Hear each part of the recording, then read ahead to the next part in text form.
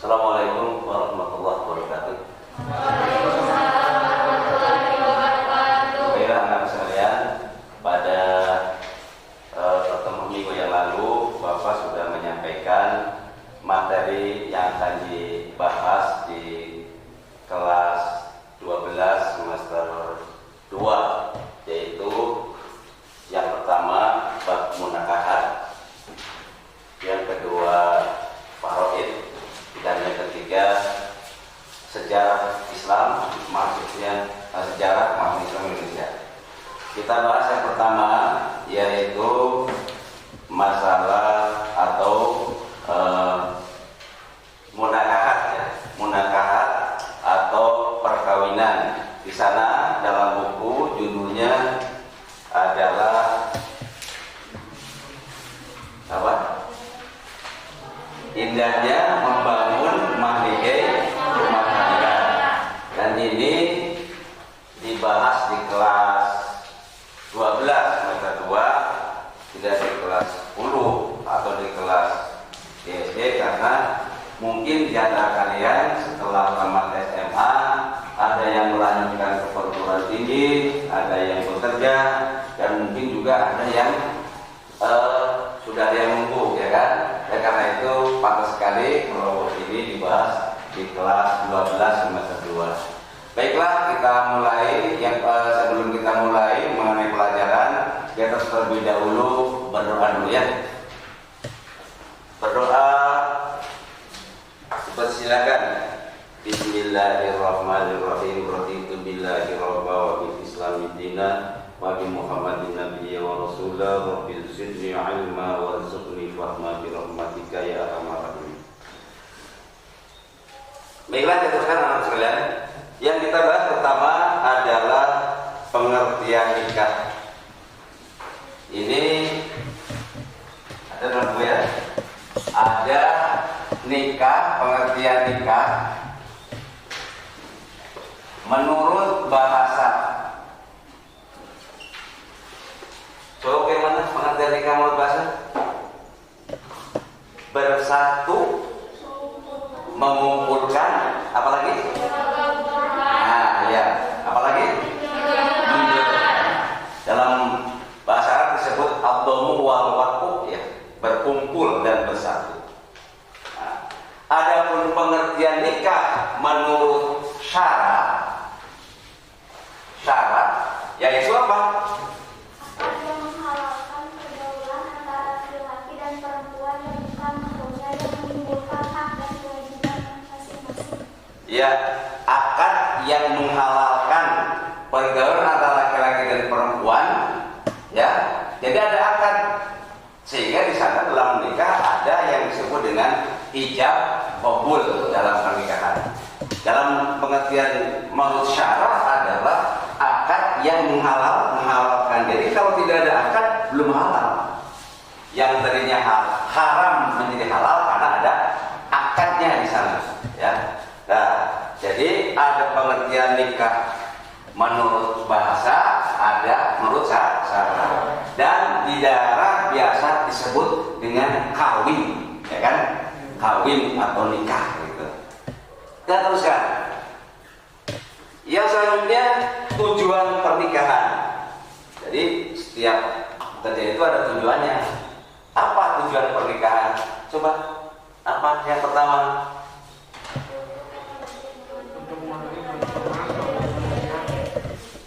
Untuk memenuhi tuntunan naluri manusia yang asasi. Jadi manusia mempunyai rasa laki-laki resep ke perempuan, senang perempuan, perempuan senang laki-laki, itu hak asasi. Itu naluri manusia. Sehingga apabila kita menyalahi naluri itu dosa. Perempuan senang sama perempuan, itu tidak dosa, tidak boleh. Laki-laki senang sama laki-laki, tidak boleh. Dalam Islam sudah digariskan, ya kan?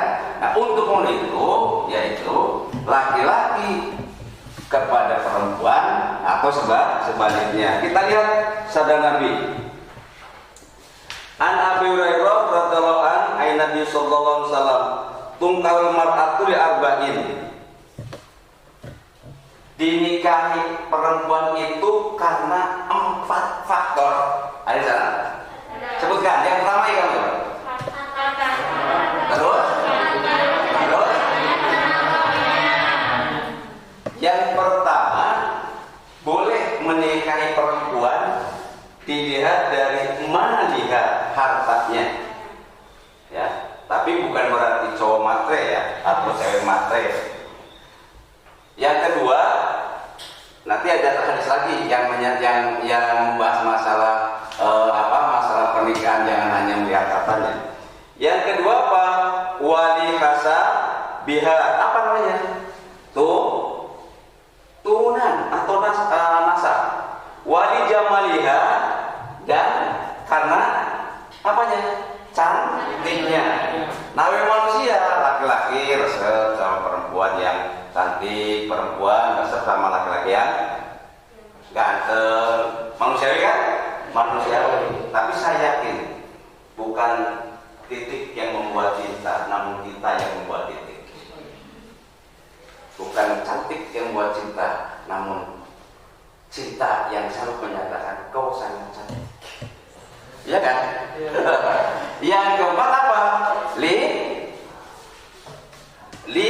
Diniha, perempuan dinikahi karena agamanya. Far bidatitin taribat jadakan.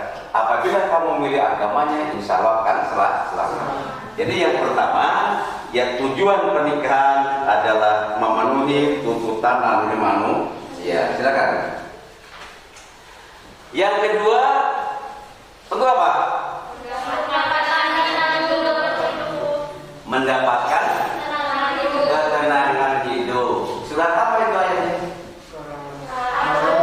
Ar-Rum ayat 21. Ada yang apa? Saya baca dulu ya. Bismillahirrahmanirrahim. Wa min ayati an khalaqalakum min anfusikum azwaja litaskunu ilaiha wa ja'ala bainakum mawaddatan wa rahmah. Inna fi dzalika laayatil liqaumin yatafakkarun. Ada yang apa? Coba dibaca. Kamu baca. Wa min ayatihi an khalaqalakum min anfusikum azwajan litaskunu ilaiha wa ja'ala bainakum mawaddatan wa rahmah. Inna fi dzalika laayatil liqaumin yatafakkarun. Ya, coba kamu ya. Sekali lagi. أعوذ بالله من الشيطان الرجيم بسم الله الرحمن الرحيم ومن آياته أن خلق لكم من أنفسكم أزواجا لتسكنوا إليها وجعل بينكم مودة ورحمة إن في ذلك لآيات لقوم يتفكرون. Ya, sudah. Surat Ar-Rum ayat 21. Wa min ayatihi, dan di antara tanda-tanda kekuasaan Allah itu apa? Al-khalaqalakum min anfusikum azwaja, menciptakan kamu dengan cara berjodoh-jodohan. Untuk apa? Litaskunu ilaiha, ya kan? Agar kita menjadi tentram. Yang selanjutnya, tujuan nikah yang ketiga adalah apa? Membentengi akhlak. Di sana tidak ditulis hadisnya ya. Hadisnya menyatakan ya maksar sabab man istata'a minkumul ba'a falyatajawwaz. Wahai para pemuda, apabila kalian mampu untuk menikah, segera menikah, ya kan? Untuk apa segera menikah? Yang pertama yaitu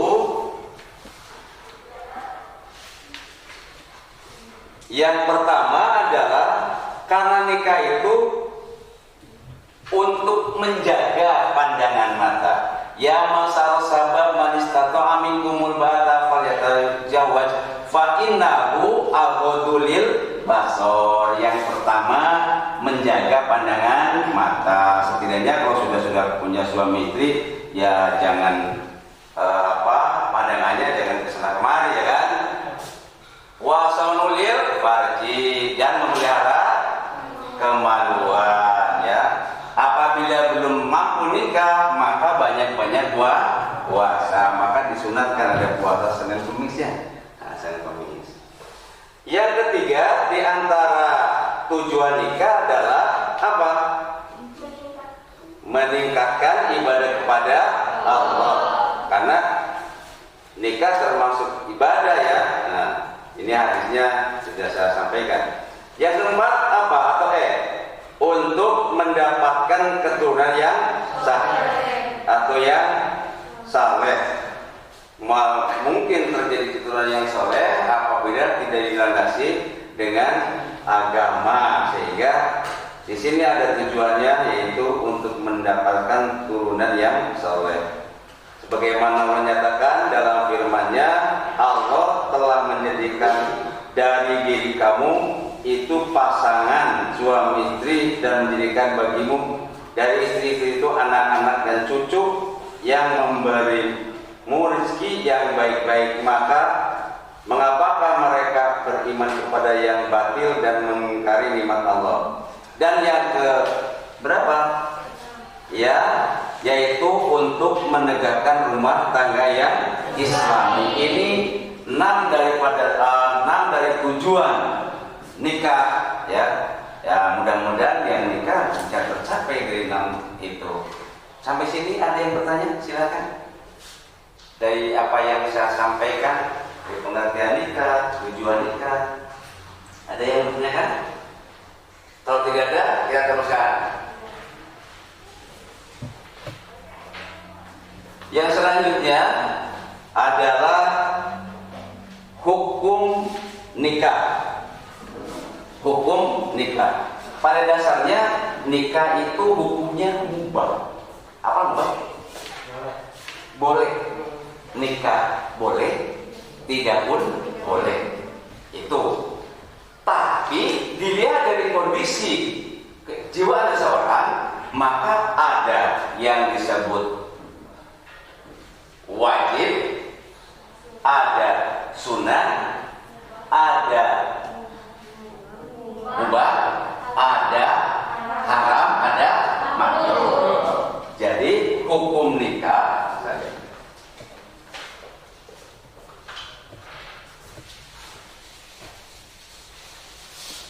bukan hukum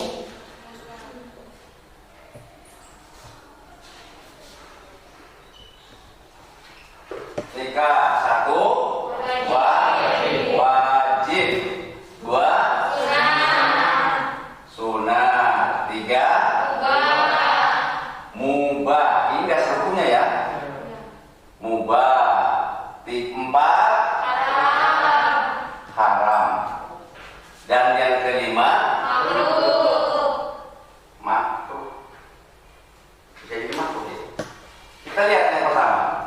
Yang pertama, nikah hukumnya wajib.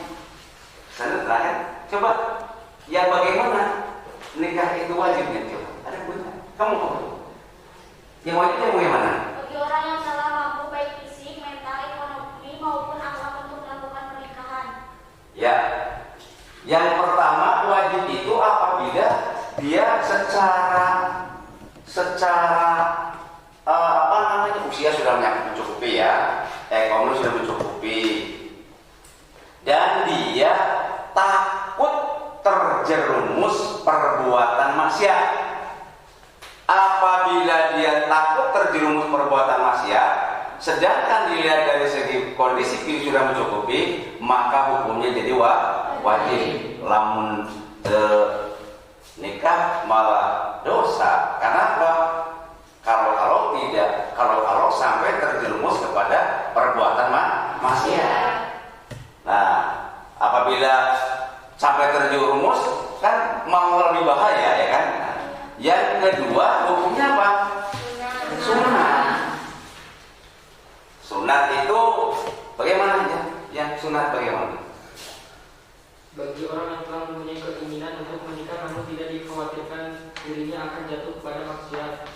Ya, dia sudah mampu untuk menikah, cuman dia masih mampu untuk mengendalikan diri dari perbuatan maksiat, maka orang tersebut hukumnya sunnah untuk menikah. Yang ketiga yaitu apa? Mubah. Ini dasar hukum nikah. Boleh nikah seperti makan, hukumnya mubah. Boleh makan, boleh tidak. Nikah juga ya begitu. Sehingga dikenakan wajib itu kalau bagaimana kondisi dari orang-orang tersebut. Yang ketiga, yang keempat adalah haram. Hukum nikah yang haram yang bagaimana? Coba kamu aja. Bagi orang yang yakin bahwa dirinya tidak akan mampu melaksanakan kewajiban-kewajiban pernikahan, baik kewajiban yang berkaitan dengan hubungan seksual maupun berkaitan dengan kewajiban-kewajiban lainnya. Nah, bagi orang yang tidak mampu melaksanakan kewajiban atau mempunyai tujuan yang lain seperti ingin menyakiti wanita atau dan sebagainya, seperti tadi misalkan tidak mampu memberikan suatu haknya atau kewajibannya, itu malah menjadi haram. Bagi orang yang kayak begitu malah jangan nikah. Karena apa? Di samping dan bisa melaksanakan kewajibannya, kalau malah menyakiti hati wanita, itu malah jadi haram. Yang selanjutnya adalah makruh. Yang bagaimana? Yang bagaimana makruh? Neng. Makruh yaitu bagi seorang yang mampu menikah, tapi dia khawatir akan menyakiti wanita yang akan menikahnya. Nah, atau belum mampu memberikan sesuatu ya, belum mampu memberikan nafkah, itu hukumnya makruh. Nah, seperti kalian lah, nikah itu indah beberapa saat ya, kelanjutan ya berkaitan dengan ekonomi. 1 minggu mungkin masih enjoy, tapi kalau sudah kesananya beli itu beli ini, masa minta terus sama orang tua, karena belum mampu, ya kan? Oleh karena itu hukumnya masih makruh. Sampai sini dulu, silakan kalau yang tanya. Dari apa yang saya sampaikan mengenai apa tadi hukum nikah, silakan orang yang tanya.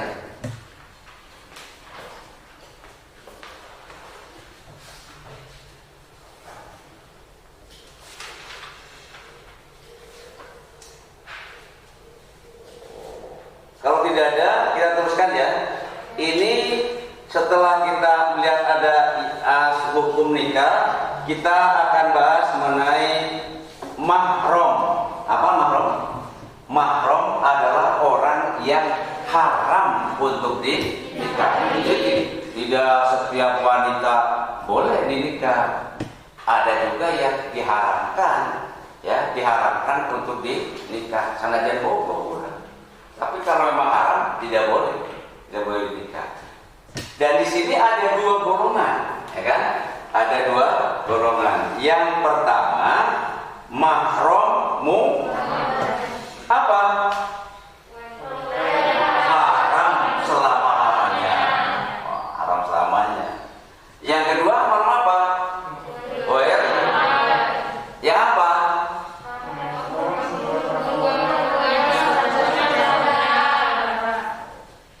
Haramnya itu sementara ya. Jadi sementara besok boleh dikawin atau boleh dinikah, kalau sudah tidak haram. Buka selanjutnya. Berapa? Satu per satu. Yang pertama, ada wanita yang haram untuk dinikah karena keturunan yang selamanya ini mu'adab, ya, mu'abbad yang tidak boleh dinikah selamanya, yaitu karena faktor turunan. Yang pertama, ibu dan seterusnya ke atas, ibu kandung maksudnya. Ibu kandung nggak boleh. Terus neneknya, ibunya ibu nggak boleh. Rasakan ini, ya kan? Ada cerita kan, sang Kurya ya, itu yang katanya senang sama ibunya siapa? Saya Sumbi. Kalau di Jawa ada Bandung, Bondowoso yang sama Roro Jonggrang kan? Nah itu kan, itu cerita rakyat kan.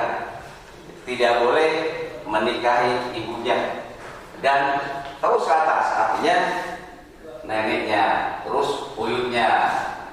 Yang kedua,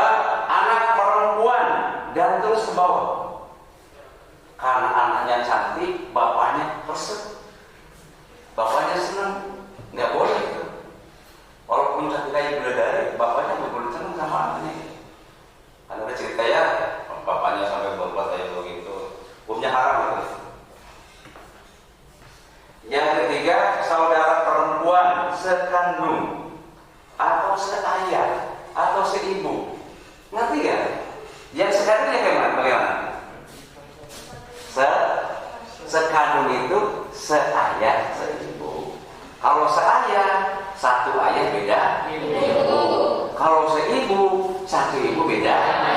Ada gitu kan? Karena satu hal perceraian gitu kan. Nah, terus bapaknya lagi punya anak atau punya putra, resep atau cinta kakaknya, tidak boleh itu, ya kan? Karena mai saudara. Yang keempat, saudara ibu, baik yang sekandung atau dengan perantaraan ayah atau ibu. Saudara ibu, bibi dari ayah atau dari ibu, nggak boleh bibinya. Bibi dari ibu nggak boleh. Terus bibi dari ayah juga tidak boleh. Anak perempuan dari saudara laki-laki terus ke bawah. Anak perempuan saudara laki-laki seperti ini sama kamu ya, bersaudara ya.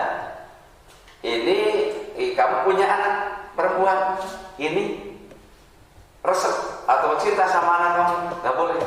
Karena itu kalau dalam bahasa Sunda disebut apa? Alok ya. Alok nggak boleh. Keponakan nggak boleh. Walaupun dia cantik, resep nggak boleh sama keponakan ya. Dosa itu hukumnya. Dan anak saudara perempuan juga tidak boleh. Anak saudara perempuan atau anak saudara laki-laki hukumnya tidak boleh. Terus ada lagi, karena diharamkan karena pernikahan. Yang pertama, ibunya istri, namanya apa? Mogok pamer tua, nggak boleh. Pak, kamu nenek istri boleh tidak? Tidak boleh. Kamar toilet yang mana? Minum koroknya. Nenek atau apa? Mertua ya, nggak boleh ya. Terus apa lagi? Rabibah yaitu anak tiri. Anak tiri yang ibunya sudah dicampuri. Tapi kalau yang belum enggak. Tapi kalau nggak malu ya jangan ya. Umpama ini seorang janda punya anak ini, terus dinikah oleh seorang laki-laki, nikahnya pagi-pagi, sorenya perempuannya datang.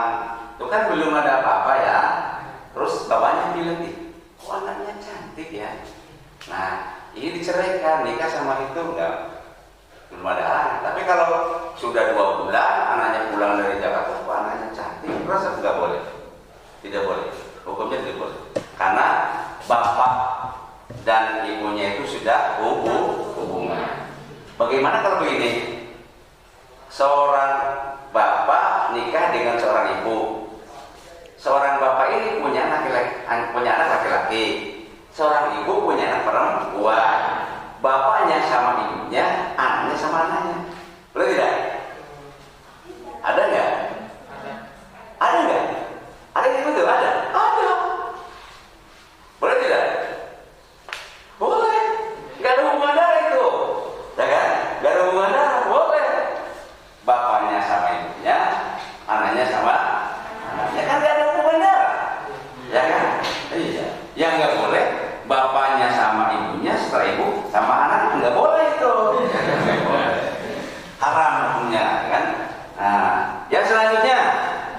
Wanita-wanita istri ayah ya, dan seterusnya ke atas.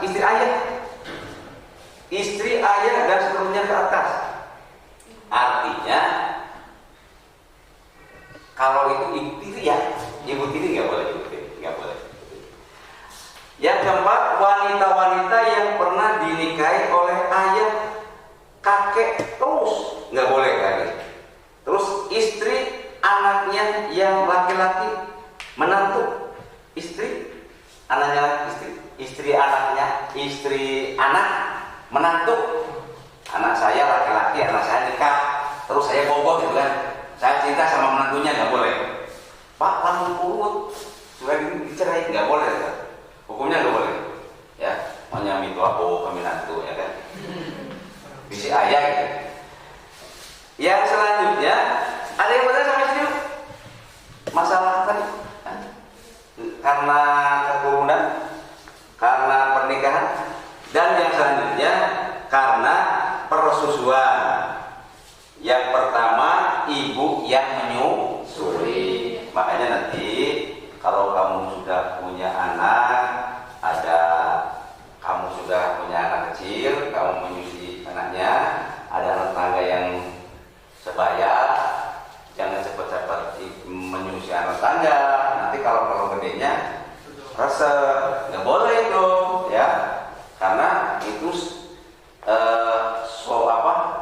seresep kayak menyusui nggak boleh, atau suara-susuan nggak boleh, karena suara itu ada ibu yang menyusui, ada suara persusuan, itu hukumnya tidak boleh, haram. Ya. Makanya hati-hati untuk masalah menyusui anak. Pak, kalau sekarang yang dikompak bagaimana? Ya kan? Ada kan? Kompak, terus pikir kompak turun, nggak boleh. Kecuali susu sapi kan, karena tidak mungkin kita resep ke sapi kan, atau kambing ketawa gitu kan, beda lagi. Ya. Nah, yang keempat ini yang haram karena dikumpulkan, artinya saudara perempuan dinikahi oleh kakak iparnya. Ini kakak beradik ya, ini kakak beradik. Si Wahyu resep sama kakaknya, nikahlah sama kakaknya. Kita tahu resep senang lagi sama adiknya, dinikah lagi adiknya, itu nggak boleh, karena memadu ya. Kecuali ini belum ada yang disebut dengan turun ranjang kan. Ini umpamanya cerai atau meninggal dunia, nikahlah sama adiknya, boleh tidak? Boleh gitu. Ini punya adik lagi, ini meninggal, nikah lagi sama adiknya, boleh. Jadi buka-buka tilu, punya anak 3 perempuan, menantunya cuma punya 1. Payung boleh. Tapi syaratnya itu harus dicerai dulu. Kalau dicandung istilahnya nggak boleh ya. Menikahi saudaranya istrinya itu nggak boleh. Sudah sampai sini dulu. Kalau ada yang tanya, Pak, ya. saya bertanya. Misalkan saya menikah dengan si B, saat ijab kabul, si B menyebutkan akan memberikan emas sebesar 100 gram. Ya. Tetapi waktu ijab kabul dilaksanakan, si B hanya memberikan emas 20 gram dengan alasan yang selebihnya menyusul. Ya. Tetapi saya dengan si B sudah menikah 5 tahun dan mempunyai 2 anak. Tetapi emas yang 80 gram menyusul itu belum dikasih. Nah, pertanyaannya, apakah selama 5 tahun saya menikah dan mempunyai 2 anak itu hubungan saya dengan suami haram? Oh ya, ini namanya mahar ya. Mahar itu bukan termasuk rukun. Mahar itu pemberian laki-laki kepada seorang perempuan itu pada saat ijab kabul. Oleh karena itu dalam hukum Islam, mahar itu ditentukan, tapi sesuai kemampuan laki-laki, ya kan? Jadi jangan muluk-muluk maharnya, dan kalau bisa dibayar utang. Nah, kalau untuk utang itu wajib dibayar oleh laki-laki. Nah, pertanyaan tadi, seorang laki-laki akan memberikan mahar ya. Maharnya itu 100 gram emas. Pada saat ijab kabul dia menyatakan saya bayar maharnya yang 20 gram kontan dan yang 80 gram utang, ya kan, diutang. Berarti itu utang calon suami atau utang suami. Terus sampai dia punya anak tapi belum bayar, apakah itu apa? Apakah selama berhubungan itu haram? Haram? Oh enggak. Cuma laki-laki itu wajib memberikan maharnya itu. Boleh menanti, ya, boleh menanti. Mana yang 80 gram lagi, ya kan? Oleh karena itu laki-laki kalau mau memberikan mahar kepada perempuan sesuai dengan kemampuannya saja lah, ya. Kalau mampu 20 gram, 20 gram. Gitu. Kalau mampu 100 gram, bayar langsung nggak apa-apa. Dan mahar itu jadi hak milik perempuan, ya, hak milik perempuan. kewajibannya dipinjam, kecuali seorang laki perempuan itu sudah ridho, silahkan gunakan untuk kepentingan bersama. Tapi itu hak milik perempuan karena pemberian laki-laki. Oke, gitu ya. Nah, jadi tidak haram juga. Dan anak juga termasuk bukan masalah. Silakan jalan. Ada lagi? Tadi masalah mati, ya, kita teruskan ya. Kita teruskan bahas masalah rukun dan syarat nikah. Ada rukun, ada syarat. Buka halaman 134. Di 135. Rukun nikah ada 5 ya. Rukun nikah. Nanti saya lihat. Ada hukum, ada rukun. Rukun nikah.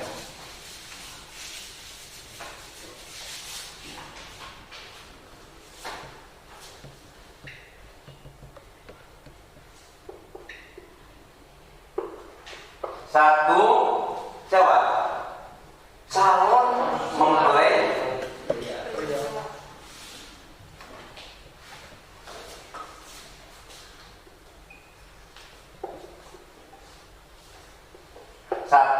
calon mempelai pria harus ada. Kalau tidak ada calon mempelai pria mau bagaimana ya kan?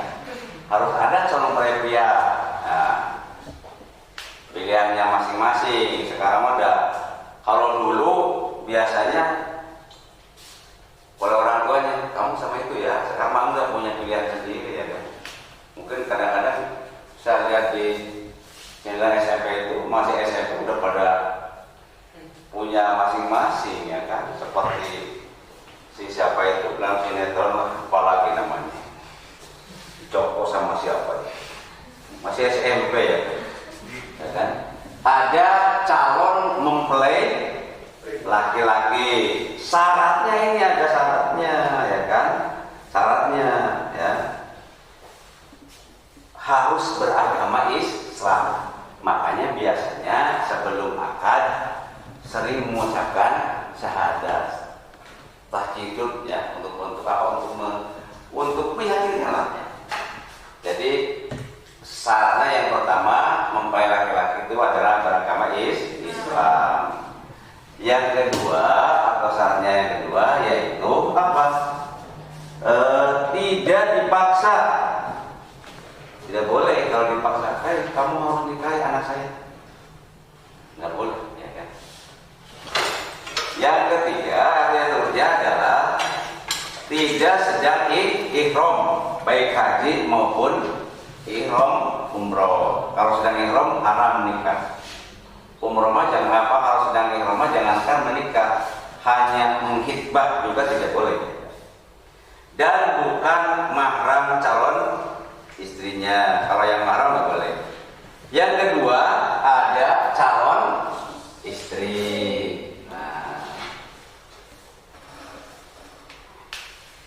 Calon istri atau calon mempelai istri ya, bolehlah calon istri.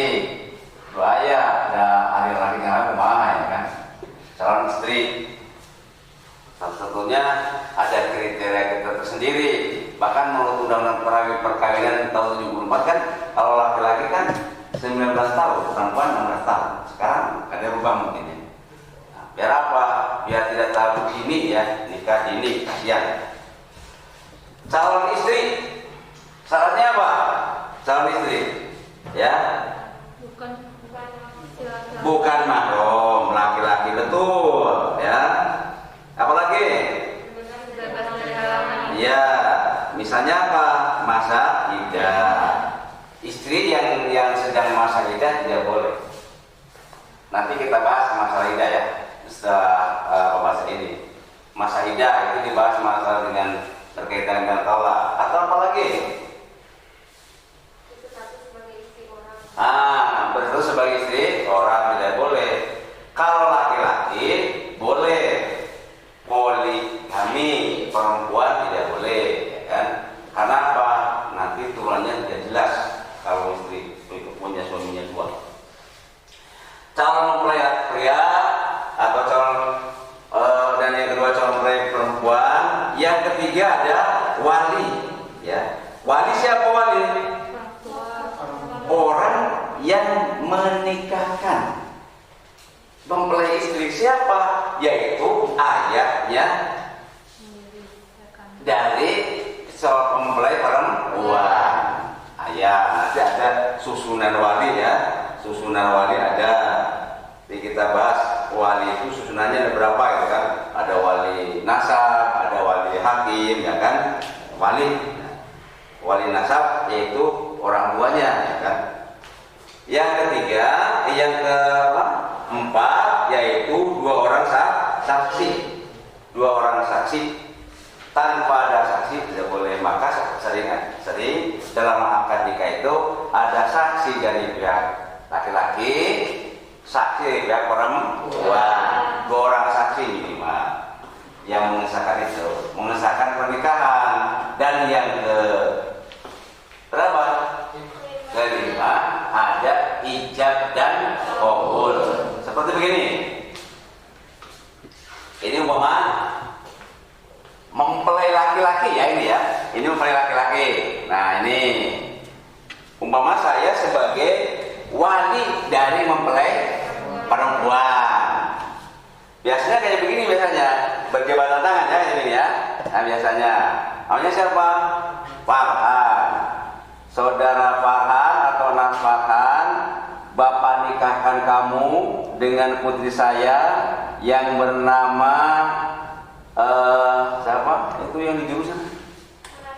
Nah, Saudara Farhan, Bapak nikahkan kamu dengan anak saya yang bernama Ananda Proklamasa dengan mas kawin seperangkat alat sholat dibayar tunai. Langsung jawab ini. Dan tidak boleh lama, langsung jawab. Saya terima nikahnya Ananda Proklamasa putri Bapak untuk saya dengan mas kawin sebagaimana tersebut. Terus dengan mas kawin seperangkat alat sholat yang mengesahkan wali. Iya apa? Saksi sah kata saksi baru pernikahan itu sah, ya kan? Nah, jadi kalau dari kata urusan agama hanya mencatat biar tercatat dalam kantor urusan agama sah secara hukum negara, kan? Ini apa? Rukun nikah. Yang pertama ada calon mempelai laki-laki, dua ada calon mempelai perempuan, yang ketiga apa? Wali. Yang keempat ada saksi, yang kelima ijab qabul. Ijab dari wali ya, dan qabul dari pengantin pria, itu baru sah pernikahan ya. Jadi kalau ada rukunnya yang 5 itu baru sah pernikahan. Namun duaan, bes kamu saya kasih mas kawin ya, ini 10 juta sah duaan, nggak bisa, ya kan? Karena tidak ada wali dan tidak ada saksi. Nikah tanpa wali tidak jadi, dan nikah tanpa saksi juga tidak jadi. Maka syarat nikah, rukun nikah yang ini harus ada semua: calon mempelai pria, calon mempelai wanita, wali, saksi, ijab dan qabul. Ini biasanya kalau di kampung pas yang ramenya itu ya kan, pas ijabnya harus kedengeran ya. Yang lain sebut, oh ada yang ini. Rukun nikah. Silakan, gaya rukun nikah ada yang bertanya tidak? Pak, Ya. kalau misalnya nikah orang tuanya jauh, diwalinya lewat hafid, itu sah? Boleh. Asal itu atas persetujuan orang tuanya karena sesuatu. Bahkan ada yang menyerahkan orang tuanya menyerahkan kepada pada hakim, atau kalau di sini penghulu ya, atau naib ya, ditanya, Pak mau dinikahkan sendiri atau mewakilkan saja. Itu ada yang berwakilkan. Bapak tolong nikahkan anak saya dengan ini, ya kan? Nah itu mewakilkan namanya. Boleh. Karena jauh. Atau bahkan atau yang tidak bisa. Nah bagaimana sekarang Kalau ijab kabul tapi mempelai laki-lakinya maaf tidak bisa bicara, apa namanya? Tunawicara atau apa? Bisu. Kumaha itu? Saya tidak bisa sah saja pakai bahasa isyarat, ya kan? Dibayar tunai, gitu kan? Nah, bisa. Ya. Kenapa? Karena ini ada gangguan ucapan ya, ucapan. Ini rukun nikah. Kita bahas sekarang tadi wali ya, susunan wali. Akan kita bahas sekarang susunan wali. Ada yang disebut dengan wali hakim. Sudah? Saya teruskan. Tadi sudah saya katakan bahwa wali ada yang disebut dengan wali hakim, ada juga yang disebut dengan wali nasab. Wali nasab yaitu dari turunan. Ini ada banyak ya. Yang pertama yang termasuk wali nasab yaitu ayah, ya, ayah, bapaknya, ya. Kalau bapaknya tidak ada karena sudah meninggal atau yang lain sebagainya, maka bapaknya bapak, kakek, tapi dari bapak, tidak boleh dari ibu, ya kan? Yang ketiga, saudara laki-laki sekandung, baik kakak maupun adik, tapi saudara laki-laki sekandung. Yang selanjutnya, saudara laki-laki sebapak. Terus anak laki-laki harus laki-laki sekandung. Cuma sekarang biasanya kalau sudah tidak ada bapak, kakek atau saudara, tayangnya ke wali hakim, ya kan? Wali hakim. Terus wali hakim itu siapa? Kalau sekarang yaitu dari kantor urusan agama yang disebut dengan apa? Nah, itu termasuk wali hakim. Jadi ada wali nasab, ada wali hakim. Nah, itu semuanya sah, ya. Kalau ada wali itu semuanya sah. Nah, Pak, bagaimana kalau sekarang nikah dengan saudara? Ayo gitu. Ada saudara sekakek. Ayo tuh gitu. Di kalian ada saudara seperti ini. Ini anak saya, ini anak saya. Ini punya anak laki-laki, ini punya anak perempuan. Ini kakek, ayo gitu. Ayo deh. Ada di kalau di kamu ada ya. Itu biasa aja lah kebiasaan saudara perempuan. Tapi asalnya laki-laki dengan laki-laki karena bisa diterangkan untuk wali itu bisa dari adiknya bapak, rokannya bapak, buah ya. Itu urusan wali ya, wali nih nikah. Jadi ada wali nasab, ada wali hakim. Saya mau bertanya, jika ada seseorang yang menikah tapi tanpa restu dari orang tua dan dari pihak laki-lakinya juga tidak ada yang mau menjadi walinya dan menikahnya juga hanya diwakili oleh keluarga dari perempuannya aja, itu bagaimana? Oh ya. Kalau wali itu dari pihak perempuan, jadi bukan dari pihak laki-laki. Seandainya menikah itu menikahnya asal rukunnya sudah ada, calon mempelai laki-laki ada, calon mempelai perempuan ada, wali dari pengantin perempuan ada, dua orang saksi ada, terus ijab kabul laksanakan, ya hukumnya sah, ya hukumnya sah. Tapi tidak ada saksi dari pihak laki-lakinya, nggak apa-apa. Yang penting ada dua orang saksi. Yang penting ada dua orang saksi. Dan yang mengesahkan itu saksinya itu sah, nggak apa-apa. Tapi sebaiknya yang namanya pernikahan itu kedua belah pihak sudah restu, ya kan? Seandainya bapaknya para pengantin laki-laki ada satu hal tidak bisa menghadiri, sah-sah saja. Karena yang menikah menikahkan itu adalah wali dari calon mempelai perempuan. Sah hukumnya, Neng. Yang lain silakan kalau ada. Ya, Neng, siapa namanya? Iya, ayo Pak. Kan kalau misalkan ayah dari saya meninggal. Siapa? Ayah dari saya meninggal. Iya. Nah, tapi ibu saya punya suami lagi. Iya. Itu kan jadi ayah sambung. Iya. Ayah sambung boleh jadi wali, Pak? Oh, tidak boleh. Ayah tiri tidak boleh jadi wali, ya. Tapi yang menikahkan Haifa, kakaknya Haifa yang seibu sebapak, atau adiknya, atau kakeknya dari bapaknya Haifa, bukan bapak.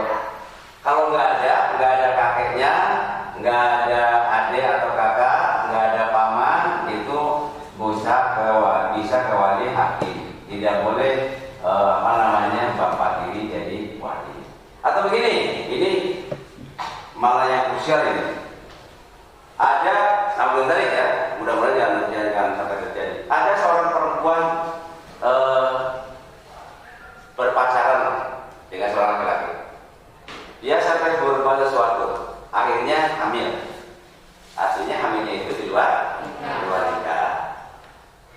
Baru umur 2 bulan dia menikah. Lahirlah seorang anak perempuan, ya kan? Lahirlah seorang anak perempuan. Sudah gede, anaknya cantik, lincah, pintar bergaul, banyak yang cinta. Akhirnya dia menikah. Bapaknya yang itu tidak bisa menjadi wali. Karena pada masa terjadinya konsepsi belum nikah. Ada. Termasuk anak angkat. Saya kan nggak punya anak perempuan. Ini saya angkat di anak perempuan saya. Ya kan? Saya pikir aku segala. Terus ini gede, senang sama itu. Terus nikah, saya menikahkan. Tidak bisa. Karena saya bukan ayahnya, tapi ayah angkat. Oke? Nah begitu. Seperti tadi, bapak tiri tidak bisa. Pak, bagaimana urusan pembagian waris nanti? Yang pertama anak angkat itu tidak bisa mendapat warisan kecuali hibah. Kalau hibah boleh. Oke? Jadi ayah tiri tidak bisa menikahkan anak tirinya, ya, yang perempuan. Oke? Yang lain silakan. Ada? Yang lain tidak ada? Itu urusan yang paling bahaya itu yang barusan, yang akibat kecelakaan orang lain tidak tahu, ayahnya menikah, anaknya perempuan dinikahkan oleh ayahnya. Itu ayah tidak bisa menikahkan karena pada saat terjadi konsepsi di luar nikah. Oke, gitu. Kalau tidak ada, kita teruskan lagi ya. Tadi sudah kita bahas masalah sampai kepada wanita yang haram dinikah, terus susunan wali dan lain sebagainya. Sekarang kita bahas hak dan kewajiban seorang suami dan istri. Kewajiban istri terhadap suami, kewajiban suami terhadap istri, dan juga kewajiban bersama. Ada kewajiban bersama, artinya kewajiban istri terhadap suami dan kewajiban suami terhadap istri. Kita lihat halaman 138. Hak dan kewajiban suami.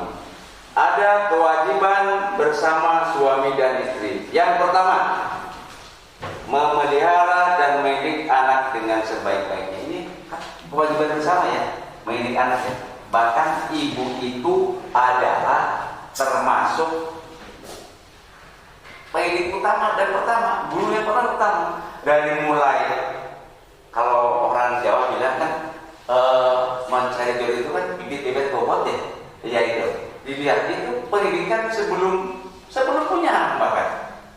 Laki-laki itu mencari perempuan kan, oh yang ini sifatnya ini kan. Kewajiban seorang ayah dan seorang ibu adalah mendidik anak. Yang pertama, maka Nabi menyatakan apabila punya anak, yang pertama beri nama yang baik, terus didik yang baik. Kewajiban bersama mendidik anak. Dan ibu apa ya kan, mulai dari belajar bicara oleh ibu. Maka saya kadang-kadang kalau melihat ibu-ibu yang punya anak kecil kayak orang bingung. Anak kecil tanya, anak siapa ini? Anak siapa ini? Kan, ya kan, anak sendiri tanya anak siapa ini? Sudah apa komunikasi? Anak ngomong, ya kan, mulai. Jadi kewajiban bersama. Yang kedua, apa yang kedua? Berbuat baik terhadap keluarga laki-laki, keluarga perempuan juga harus baik. Kedua-duanya harus baik. Yang ketiga, setia dalam hubungan rumah tangga dan memelihara keutuhannya. Nah, jadi laki-laki harus menciptakan keluarga yang harmonis, perempuan juga begitu. Mengapa bisa terjadi rumah tangga tidak harmonis? Karena sudah tidak saling percaya antara laki-laki dan perempuan. Mengapa saling tidak percaya? Karena ada perbuatan yang menyimpang dari ajaran agama. Ya, gitu. Oke. Harus setia ya. Nah.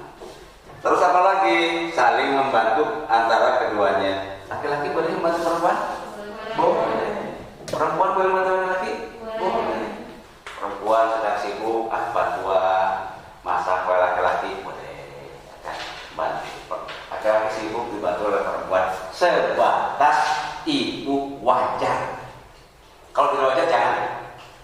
Ini ada sepak bola pas hujan, kita lihat suaminya lihat sepak bola, katanya bocor, katanya bocor, naik. Jangan, itu bukan pekerjaan perempuan ya. Laki-laki malah lihat sepak bola. Yang wajar-wajar saja. Ya selanjutnya ini masih bersama ya, kewajiban bersama ya. Menjaga penampilan lahiriah dalam rangka merawat keutuhan cinta yang rapi. Laki-laki rapi di depan istrinya, istri juga rapi depan suaminya. Artinya bahkan kalau bisa itu ya dandanan seorang istri itu untuk suami, jangan terbalik. Kalau di rumah apa adanya, kalau mau pergi dandannya begitu indah ya kan. Sekarang kan banyak gitu kan. Kalau di rumah seadanya saja. Tapi kalau di luar orang mau pergi dan sampai setengah jam itu belum selesai itu.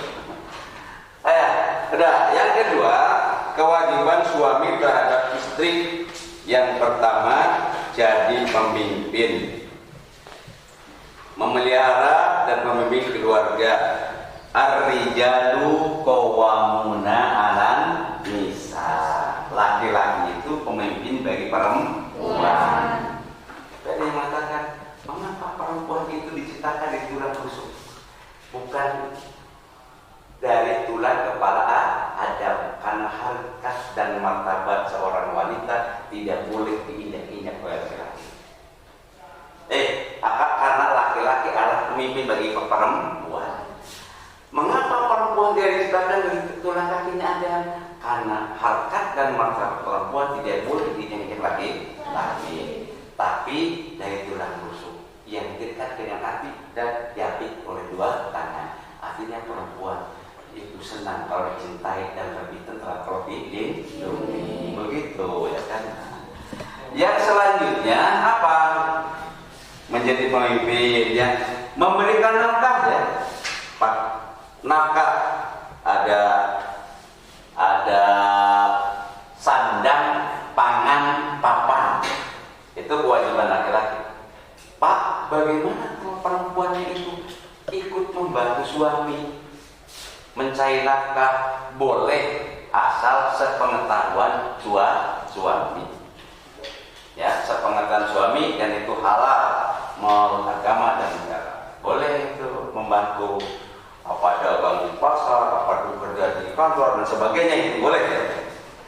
Bergaul dengan istri secara makruh dan memperlakukan keluarganya dengan cara yang baik. Mempergauli istri dengan yang makruh. Wa ashiruhunna bil makruh.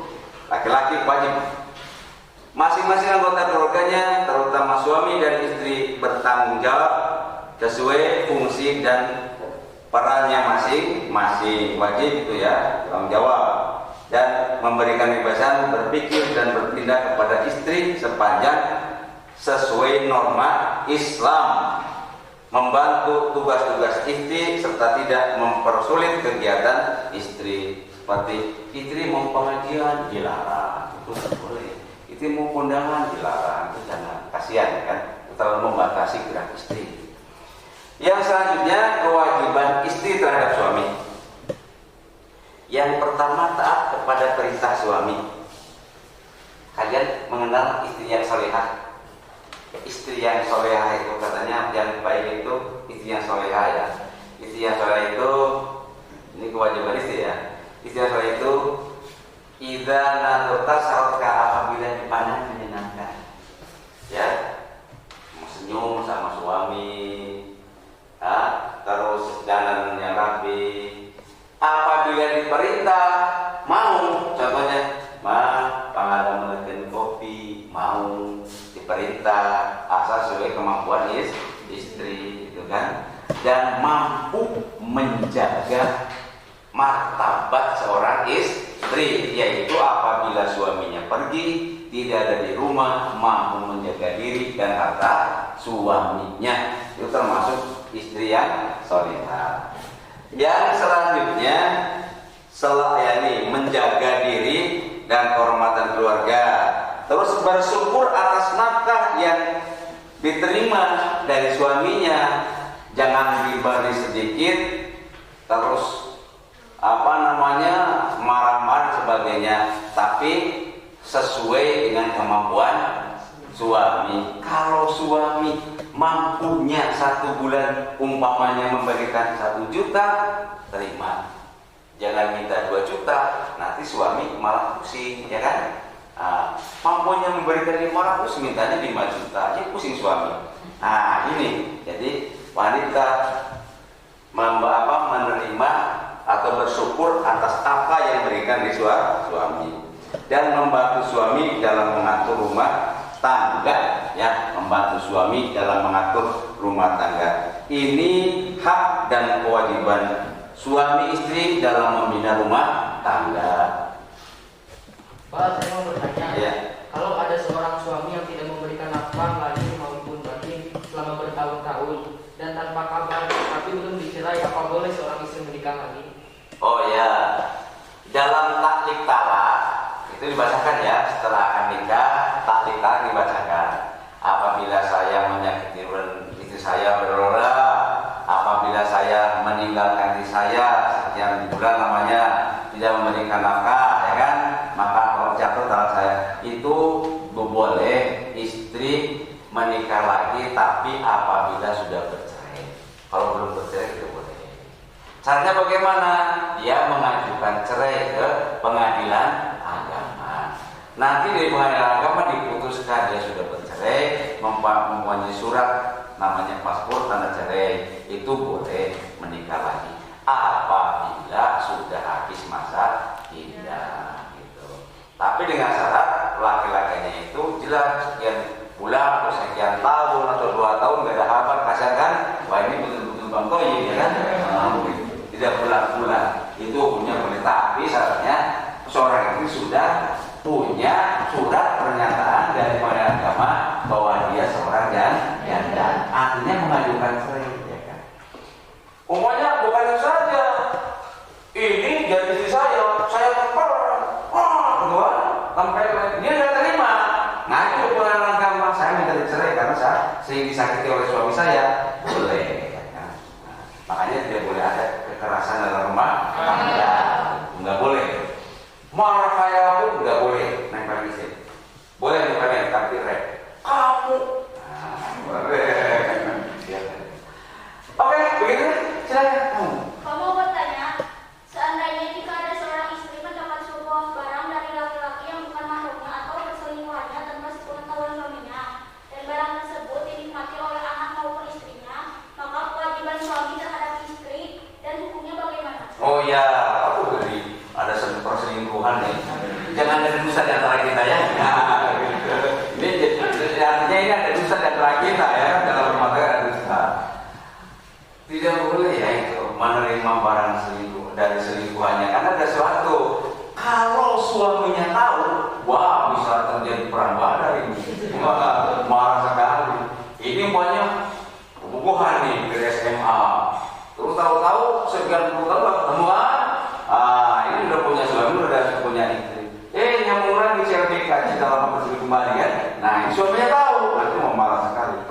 Bahkan jangankan sampai menerima barang itu dari selingkuhannya, bahkan menceritakan peristiwa yang sudah kelam, yang sudah lama dengan suaminya, jangan pernah menceritakan. Cerita saya dulu waktu SMA, saya dengan siapa? Pak Mukni saya, Komandan Barok, ini Barok. Diceritakan sama suaminya, isyarat suaminya itu, ya kan? Jangan itu, jangan diceritakan, ya kan? Apalagi menerima barang dari selingkuhannya. Jadi maka orang kita jalan-jalan yuk kemana? Ke Yasari, jalan-jalan sana kan? Kita bakso bersama, ya kan? Nggak boleh itu.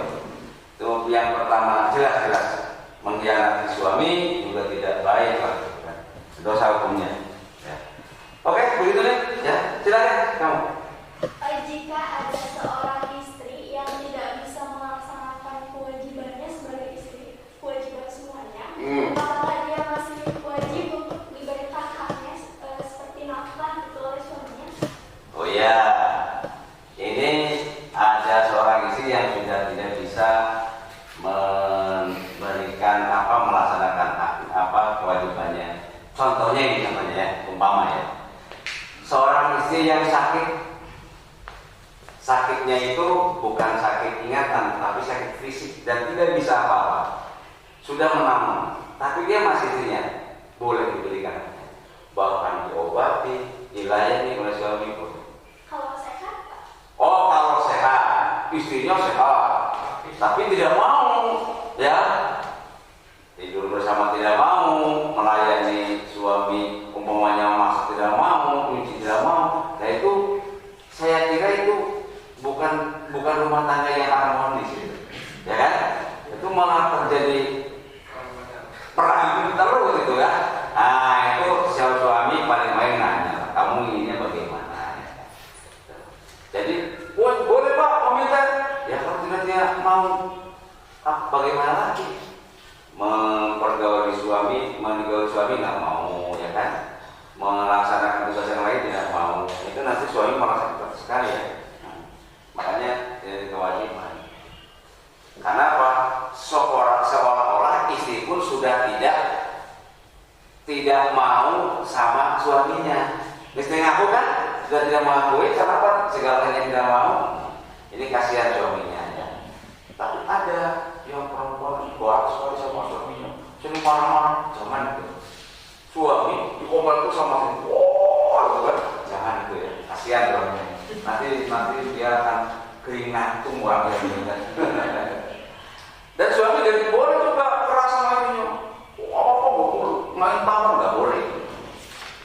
Nah makanya kalau istri sudah tidak mau segalanya pada suami, tidak mau melayani suami, tidak mau melaksanakan kewajiban terhadap suami, apa suami itu masih ada kewajiban? Ya ada, karena istri pun sudah tidak memperdulikan suami. Itu namanya bertepuk sebelah tangan, ya kan? Tidak betul kita begini. Nah. Oke, ada lagi? Tidak ada? Kan?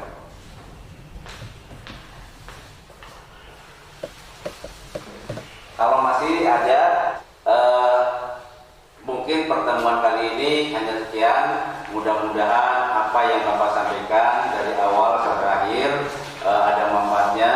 Silakan oleh kalian diperdalam lagi dan membaca bukunya jangan hanya satu, karena Pak literaturnya itu banyak ya. Bisa dari buku pelajaran agama, di mana saja bisa ya. Mari diatur dengan membaca doa kifaratul majlis ya. Bismillahirrahmanirrahim. Subhanakallahumma wa bihamdika asyhadu an la ilaha illa anta astaghfiruka wa atubu ilaik. Sekian, assalamualaikum.